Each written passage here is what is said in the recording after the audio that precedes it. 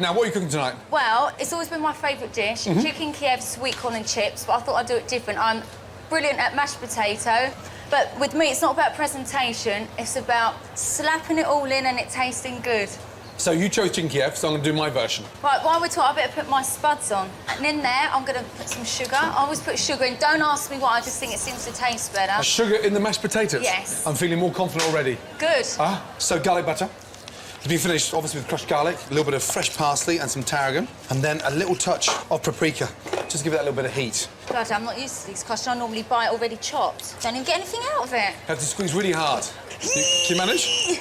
And how important is food in your life, do you think? What does it mean? Oh, I love food. I absolutely love food. Who does all cooking at home? Who is that? Well, I do some, and obviously we've got nannies, I'm not going to lie, because I'm very strict that the kids have fresh food. I don't like them having any processed food. And what kind of things would you be cooking on your own at home? What would you get if home? It's just me, takeaways. Takeaways? Curry, Thai. Do you feel energetic after a curry? No, but I do like going to bed on a full stomach, because you have the best sleep, even though it's not good for you, is it? Favourite aphrodisiac food, what would it be? I haven't got one. Nothing? In fact, people say if I'm sober, I shouldn't give these secrets away on the kids show. I'm better well performed in bed when I haven't had a drink.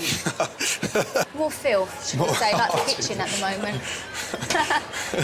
Now you're trying to put me off my cooking. Is that too much butter? Well, that's what I love I'm doing butter. anyway. Don't forget, 30% of it will leak out anyway, so the more the merrier.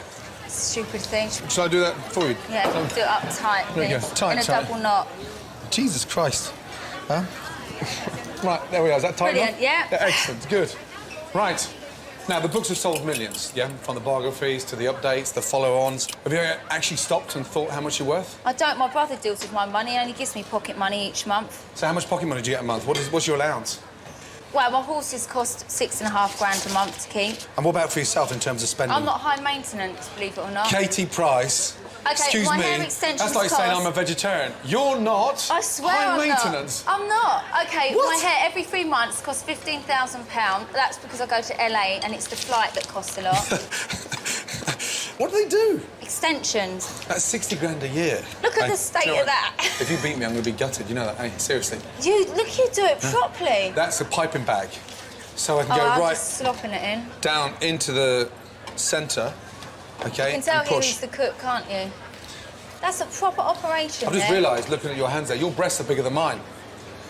Well, I'm not surprised. Look at the shit I put on them. Oh, very funny. No, the chicken breasts, even though you paneed them... Look how neat. Everyone's going to know whose is whose, honestly. Here, honestly, our blind tasters, trust me. Oh, yeah, they're blind, aren't they? They're just called blind tasters because they don't know who's cooking what. Through there, flour, egg wash, breadcrumb, into a pan, lightly seared, lightly coloured, and then into the oven. So, truthfully, who's the better cook, Peter or Alex Reid? Who would you say? Completely different. Completely different. Alex is more healthy. Oh. Like, complete health freak. Ready. So Alex is a cage fighter. What was your mum's reaction when you told her? Well, she said, next time you go for someone, make sure they're a man's man. So I showed him his YouTube. And my dad was like, bloody hell, yeah, he is. Yeah. My chicken's about to go in the oven. It may look messy, but it's not about how it looks, it's how it tastes. Now, would you like to go on the top or the bottom? Middle. Have you got middle? Yes. I want the middle. Well, where are you going? Now I'm going on top. I like it on top. Look at that already, look. Oh, no, nice and crispy. Right, now they have to cook for 10 to 12 minutes, then the blind tasters will pick a winner. There can only be one. Excited? Oh, very. Yeah? I'm shaking with excitement. Right now, time for the results of the recipe challenge.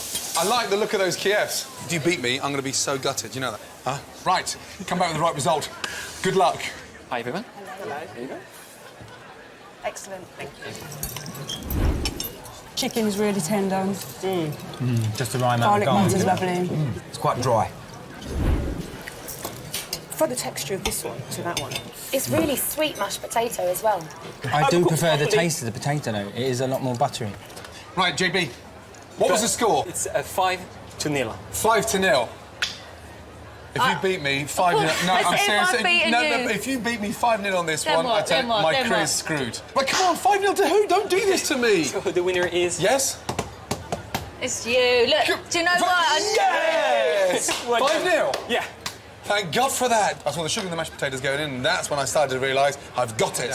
Are you ready? Yes, very excited, very happy to be here. I'm going to cook some Jamaican food.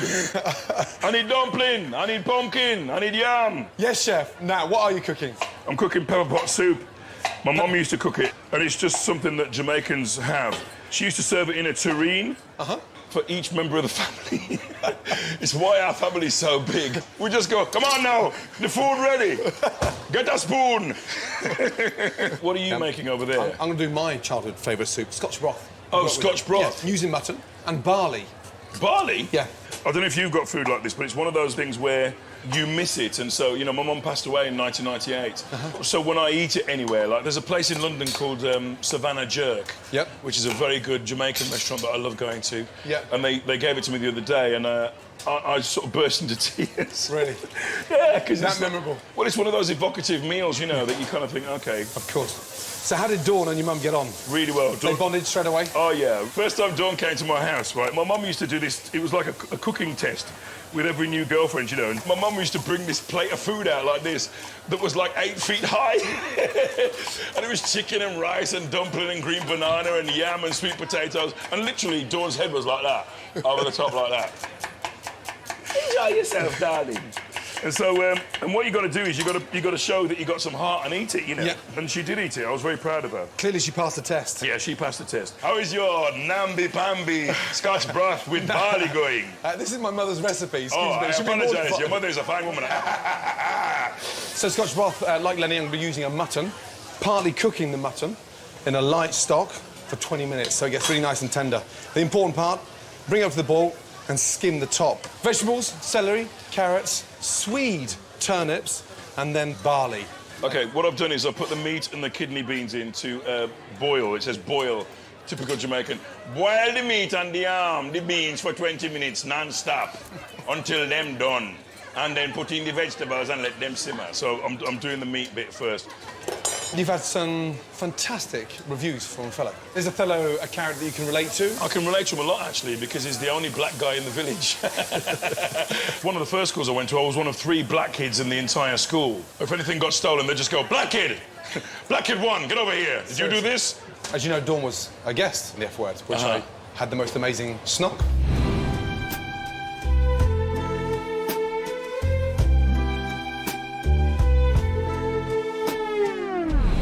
You had a snog with my wife? Was just... you don't mind, do you? Yes, I do mind. Put your willy on this block and let's make toast. She left something. Did she? Will you give it to her when you see her next, please? A handkerchief! Are there any times... Very good joke, Gordon. It's not like you. Are there any times across the show, live, that you forget your lines? It's a live performance, you know. There are going to be times when your concentration might slip for a brief second. Do you ever get tempted to throw in a little joke, like a okay, something? No? I can't say okay in the middle of bloody Othello. Are you nuts? I grew up in Stratford-on-Avon. Where is your handkerchief, Katanga, my friends? You can't do that. I was very tempted the other night. I started saying something 3 times. The tyrant. The tyrant. The tyrant. And I was so tempted to go, Shaka Khan. The tyrant. So the mutton's been cooking now for 25 minutes. It's now nice and soft. All that fat has been removed. Adding that into the vegetables and then topping that up with the stock.